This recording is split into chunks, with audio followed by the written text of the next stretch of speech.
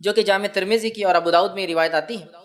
اور عبداللہ بن جو ہے خبیب رضی اللہ عنہ اس حدیث کے راوی ہیں، وہ فرماتے اور کہتے ہیں کہ میں نے اللہ کے رسول صلی اللہ علیہ وسلم سے عرض کیا کہ اللہ کے رسول صلی اللہ علیہ وسلم میں کیا پڑھوں اپنی حفاظت کے لیے، مطلب اپنی حفاظت کے لیے، مصیبتوں کو ٹالنے کے لیے، پریشانیوں سے بچنے کے لیے میں کیا پڑھوں، کیا پڑھوں میں؟ تو نبی اکرم صلی اللہ علیہ وسلم ان کو حل دے رہے ہیں، کیا پڑھنا ہے تم کو اپنی حفاظت کے لیے، مصیبت اور پریشانی سے بچنے کے لیے۔ اور اتنی چھوٹی چھوٹی دعائیں ہیں نا سبحان اللہ، لیکن ہم یہ نہیں کرتے ہیں۔ اگر کوئی ڈاکٹر بولے آپ کو اللہ نہ کرے شوگر ہو گئی، بی پی ہو گیا، صبح ایک دوا لے لیجئے، شام ایک دوا لیجئے، چھوٹی سی ہے، کتنا پابندی سے بیٹھ کے، حالانکہ کڑوی ہے، مہنگی ہے، مشکل ہے، جان پر آتا نہیں، دل بولتا کھانا، برابر ٹائم لے رہے ہیں، اس لیے کہ پھر بی پی اور شوگر کنٹرول میں لانا ہے۔ لیکن اگر ہم وہی کہیں کہ مصیبت، آفتیں، بلائیں، پریشانیاں، مشکلوں کو دور کرنا ہے، تو کنٹرول کے لیے اذکار ہے، نہ پیسہ جاتا ہے، نہ کچھ، صرف منہ کھولنا ہے نا، لیکن وہ نہیں ہوتا ہم سے۔ آئیے، تو انہوں نے کہا اللہ کے رسول صبح اور شام کے معاملے میں کیا پڑھوں، مطلب حفاظت کے لیے کیا پڑھوں؟ تو نبی اکرم صلی اللہ علیہ وسلم کو فرماتے اور کہتے ہیں ہر صبح اور شام 3 مرتبہ تم یہ پڑھو، کیا پڑھو؟ قل هو اللہ احد 3 بار، صبح اور شام، صبح اور شام، شام سمجھتے نا رات نہیں، مغرب شام کا وقت ہے، اور صبح مطلب فجر کے بعد، تو اب کبھی بھی صبح اور شام، صبح اور شام یہ پڑھو تم، کیا کیا پڑھو؟ 3 مرتبہ قل هو اللہ احد پڑھو، پھر فرمایا 3 مرتبہ قل اعوذ برب الفلق پڑھو، پھر فرمایا 3 مرتبہ قل اعوذ برب الناس پڑھو۔ سورہ قل مطلب تینوں سورے ایک ساتھ آتے ہیں قرآن میں، 112 نمبر کا سورہ، 113 نمبر کا سورہ، 114 نمبر کا سورہ۔ ان 3 صورتوں کو آپ صلی اللہ علیہ وسلم فرما رہے ہیں ان 3 صورتوں کو تم پڑھیں تو آپ کو ہر وقت پریشانی والی چیز سے اللہ تعالیٰ بچانے کے لیے کافی ہو جائے گا۔ وہ پوچھ رہے ہیں میں کیا کروں، مصیبت، پریشانی، آفت کوئی آ جائے تو آپ صلی اللہ علیہ وسلم سلوشن پیش کریں۔ سلوشن یہ ہے کہ صبح اور شام 3 مرتبہ سورہ اخلاص، سورہ فلق، سورہ ناس پڑھا کرو، یہ تمہارے لیے کافی ہو جائیں گا، مصیبتوں کے لیے، پریشانیوں کے لیے، مشکلوں کے لیے کافی ہو جائیں گا۔ اور اس کے تعلق سے یاد رکھیے، ہم اتنی لاپرواہی برتتے ہیں، حالانکہ کتنے چھوٹے سورے ہیں، کتنے عام ہیں، تقریباً سب کو یاد ہوتے ہیں، لیکن یہ ہم سے نہیں ہوتا ہے، یہ نہیں ہوتا۔ ہاں، کوئی مصیبت آ گئی اور کوئی کہے ایک ٹانگ پہ کھڑے رہ کر 11 بار سورہ یاسین پر برابر کر رہے ہیں، آدھی رات کو چھت پہ جا کر ایک ٹانگ پہ کھڑے رہ کے سورہ یاسین 11 بار پڑھو، حالانکہ 8 پہ 10 بار میں نیچے گر کے پڑھتے، دوسرا بار بھی ٹوٹ جاتا جو اچھا تھا، وہ سب کریں گے، دوسرے دن آ رہے پیر ٹوٹ، کیا بات ہے؟ تو کسی کو بول نہیں سکتے کہ ایک پیر پہ کھڑے ہو تو گرے، دوسرا بھی ٹوٹ گیا، وہ نہیں بولتے، وہ برابر کریں گے۔ آنے کے بعد 21 دن تک جو ہے سورہ یاسین کو آپ یہ پڑھو، حالانکہ ثابت نہیں ہے، پورے قرآن کو الٹا پڑھنا شروع کرو، وہ بھی ہم کریں گے۔ کتنا سلوشن، کتنا آسان ہے، 1 سورہ، 2 سورے اور 3 سورے، کتنی آیتیں ہو رہی ہیں، کتنی چھوٹی چھوٹی آیتیں، قل هو اللہ احد ہو گئی ایک آیت، اللہ الصمد لم یلد ولم یولد ولم یکن له 4 آیت، چلو ماشاءاللہ ہو گئی۔ 4 آیتوں کو 3 بار بولے تو کتنے بار ہو رہا؟ 12 آیت، ہے نا۔ یہ اتنے کم جملے ہیں کہ اس سے کئی گنا، کئی درجے زیادہ جملے میں اور آپ بولتے ہیں دن بھر میں، بات کرنے کی شکل میں، بیوی سے، بچوں سے، پڑوسیوں سے، باس سے، کسٹمر سے۔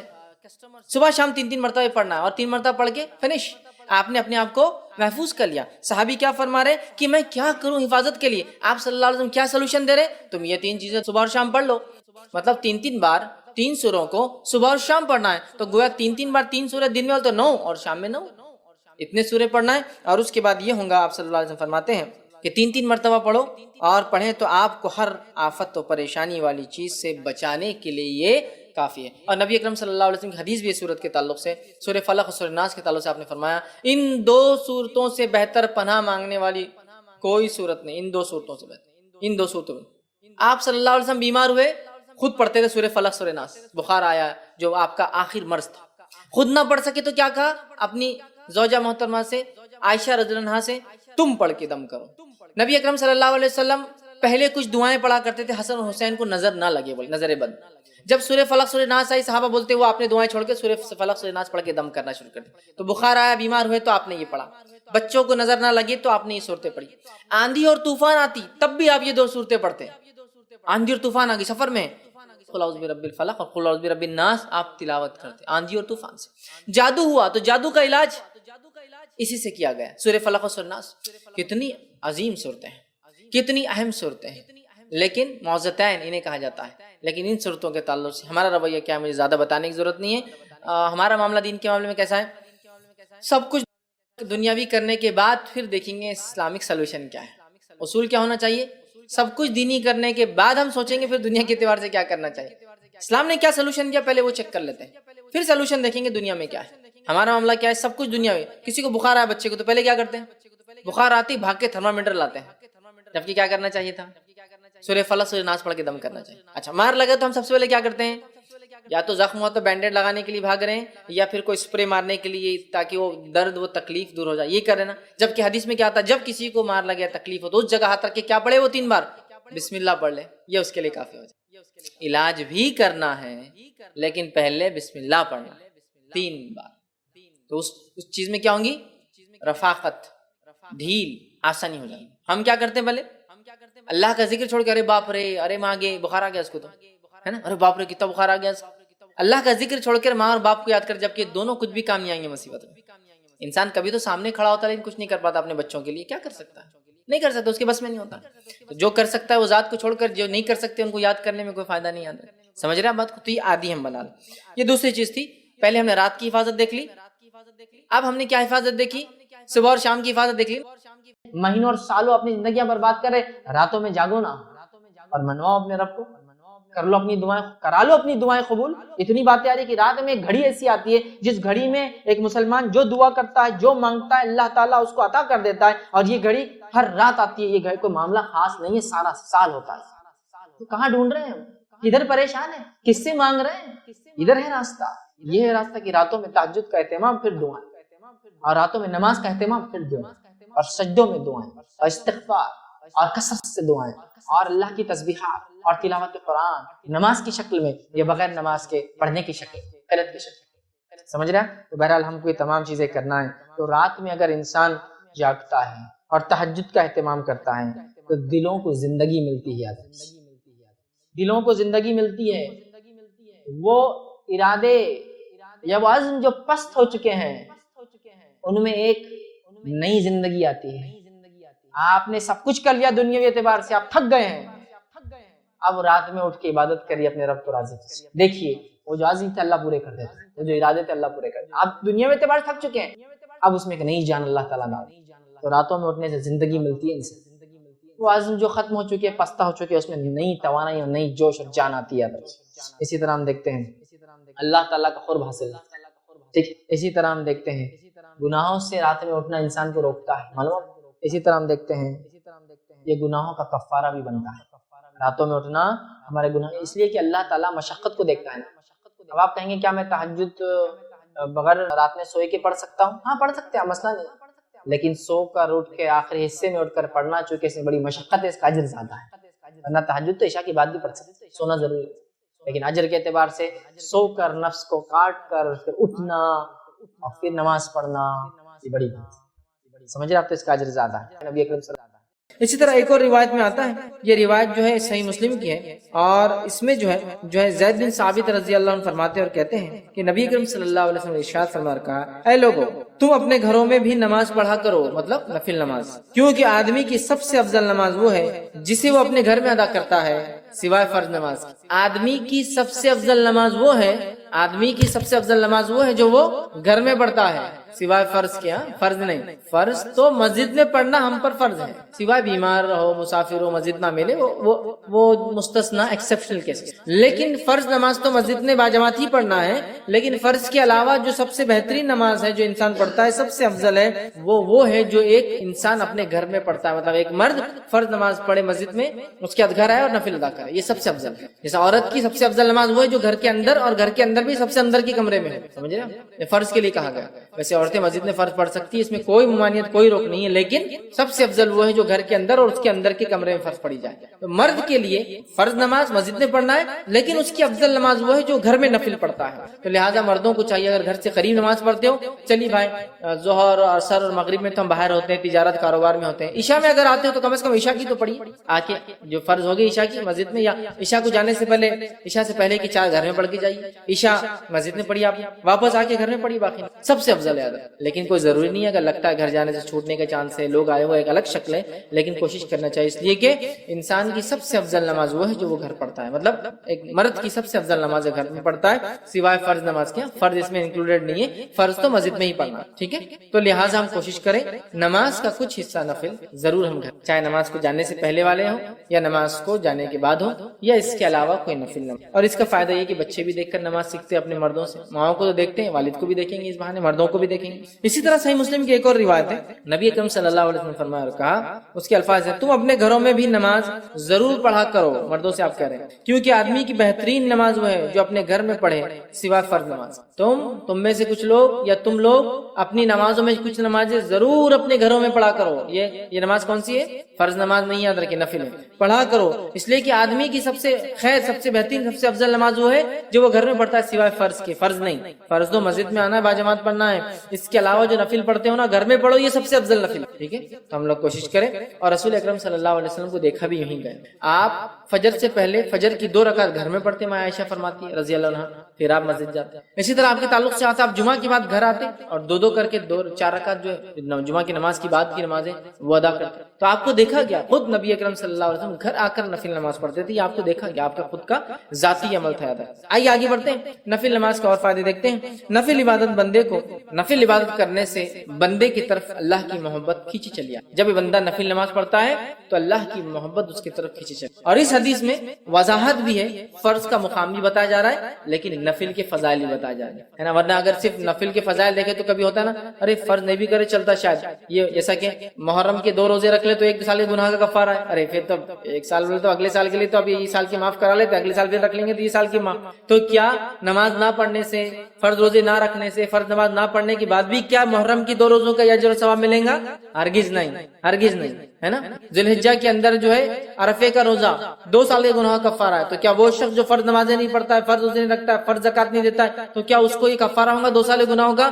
ہرگز نہیں. یہ بات میں کیوں کہہ رہا, بہت سارے لوگ نوافل کے فضائل دیکھ کر اتنے خوش ہو جاتے ہیں کہ فرق چھوڑ دیتے ہیں. تو یہ حدیث میں دونوں باتیں ایک ساتھ آ رہی ہیں. آپ غور سے سنیے نفل کی اہمیت, غور سے سنیے. نبی اکرم صلی اللہ علیہ وسلم فرماتے ہیں, اور بخاری کی روایت, اللہ تعالیٰ فرماتا ہے, حدیث قدسی, اللہ تعالیٰ فرماتا ہے, جو شخص میرے دوست سے دشمنی کرتا ہے میں اس کے خلاف اعلان جنگ کر دیتا ہوں. کیا فرمایا اللہ تعالیٰ؟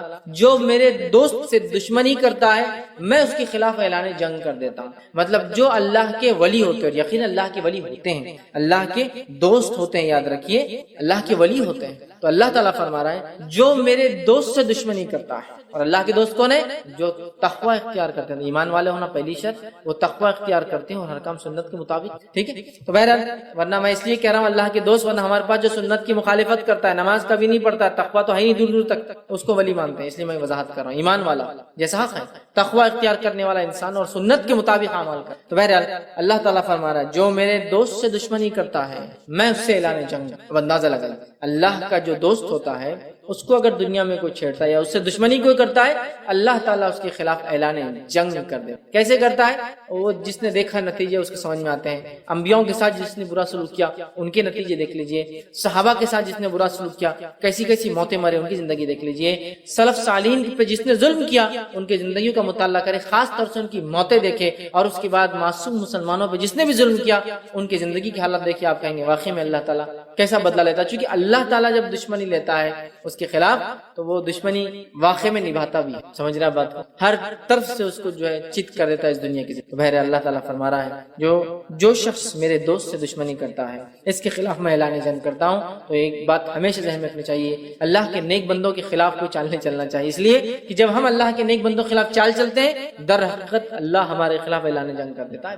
ہوتا ہے نا بہت سارے لوگ, نیک لوگ خامخواہ تنگ کرتے ہیں زمین کے معاملات میں, اس میں احتیاط کرنا چاہیے. آپ خطرناک زون میں جا رہے ہیں, آپ کو تکلیف ہو سکتی ہے. ٹھیک ہے, آگے آئیے سنیے. اللہ تعالیٰ فرماتا ہے اور میرا بندہ سب سے زیادہ میرا تقرب اس چیز کے ساتھ حاصل کرتا ہے جسے میں نے فرض کیا ہے. اللہ تعالیٰ فرما رہا ہے میرا بندہ سب سے قریب مجھ سے تب ہوتا ہے جب وہ میری فرض کردہ چیزوں کو پورا کرے. اللہ تعالیٰ فرما رہا ہے میرا بندہ میرے سب سے قریب کب آتا ہے؟ جب وہ چیز کرتا ہے جو میں نے اس پر فرض کی ہے. تو آپ فرما, اللہ تعالیٰ فرما میرا تقرب میرا بندہ سب سے زیادہ حاصل کرتا ہے اس چیز کے ذریعے جو میں نے اس پر فرض کیا ہے, یعنی فرائض کے ساتھ میرا تقرب حاصل کرنا ہی مجھ سے سب سے زیادہ میں, مطلب فرائض کے ذریعے میرا تقرب حاصل کرنا یہ مجھے سب سے زیادہ پسند اللہ اعلان کا. آگے آئیے پھر اللہ تعالیٰ فرما رہا ہے حدیث قدسی ہے اور میرا بندہ نوافل کے ذریعے میرا تقرب حاصل کرتا, فرض سے سب سے زیادہ, فرض سے سب سے زیادہ, لیکن نوافل سے بھی کرتا ہے. فرض کے بعد مطلب فرض جو ادا کرتا ہے اس کی نفل قبول ہوتی ہے, بات یاد رکھیں. پھر اللہ فرماتا ہے پھر جب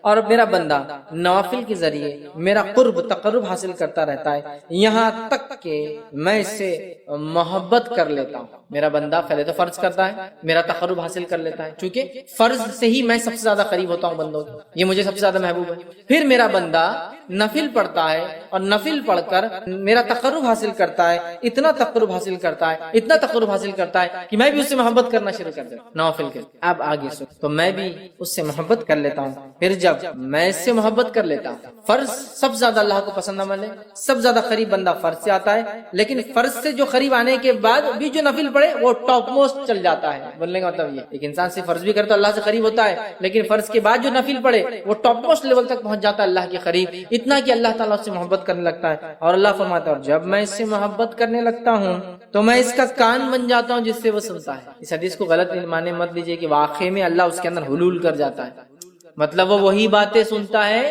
جو میں چاہتا ہوں کہ وہ سنے، کوئی غلط بات نہیں سنتا۔ اللہ فرماتا ہے میں اس کا کان بن جاتا ہوں جس سے وہ سنتا ہے، اس کی آنکھ بن جاتا ہوں جس سے وہ دیکھتا ہے، اس کی آنکھ بن جاتا ہوں جس سے وہ دیکھتا ہے۔ عثمان بن عفان رضی اللہ عنہ فرمایا کرتے تھے کہ مومن کی فراست اس کی نظروں سے بچا کرو، اس لیے کہ مومن جو ہوتا ہے نا اس کی آنکھوں سے چیزوں کو پہچان لیتا ہے۔ بہت سارے سلف کے واقعات ہیں، لوگوں کو چہروں کو ان کی حالت دیکھ کر پہچان لیتے تھے کیا پرابلم ہے، اس لیے نہیں کہ ان کو غائب کرتا نعوذ باللہ، لیکن اللہ تعالیٰ نے ان کو وہ صلاحیت دے دی۔ ہوتا ہے نا لوگ بولتے رہے ایک ڈاکٹر ہے ہاتھ لگا دے تشخیص کر لیتا ہے، چہرہ دیکھتے انہوں نے پہچان لیا کیا ہوگا، یا سوال کرتے دیکھو جواب وہی آیا جو سوال تھا، حالانکہ اس میں یہ بات نہیں کہی گئی تھی، یہ ساری چیز ٹھیک ہے۔ تو یہاں دیکھیے اللہ کے رسول صلی اللہ علیہ وسلم کیا فرما رہے ہیں کہ اللہ تعالیٰ فرما رہا ہے میں اس کی آنکھ بن جاتا ہوں جس سے وہ دیکھتا ہے، اس کا ہاتھ بن جاتا ہوں جس کے ذریعے وہ پکڑتا ہے، مطلب وہی دیکھتا ہے جو اللہ چاہتا ہے، وہی سنتا ہے جو اللہ چاہتا ہے، وہی پکڑتا ہے جو اللہ چاہتا ہے۔ مطلب مومن ہر وہ کام نفل کے ذریعے اللہ سے محبت حاصل کر کے اللہ اس کے ریٹرن میں اس کو ہر وہ چیز کرواتا ہے جو اس کا رب اس سے صرف پسند کرتا ہے، اس کے علاوہ